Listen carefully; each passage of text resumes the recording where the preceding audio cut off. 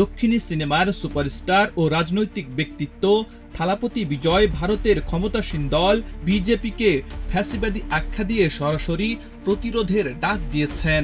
তিনি বিজেপিকে আদর্শগত প্রতিপক্ষ ও রাজনৈতিক প্রতিদ্বন্দ্বী হিসেবে দেখছেন।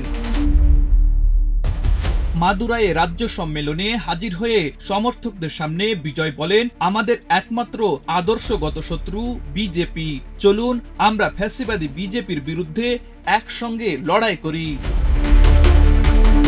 প্রধানমন্ত্রী নরেন্দ্র মোদীকে উদ্দেশ্য করে বিজয় বলেন, আপনারা হয়তো ভাবছেন 2019 সাল পর্যন্ত পথ মসৃণ হবে, কিন্তু তামিলরা তা কখনো বিজেপির সঙ্গে থাকতে চাইবে না। রাজনৈতিক বিশ্লেষকরা মনে করছেন, তামিল রাজনীতিতে বিজেপির বিকল্প হিসেবে টিবিকে শক্তিশালী হিসেবে প্রতিষ্ঠিত করতে চাইছেন থালাপতি বিজয়। গত বছরে দল গঠন করার পর 2026 সালের বিধানসভা নির্বাচনই তার প্রথম বড় রাজনৈতিক লড়াই হবে। আব্দুল হাকিম, প্রজন্ম 24।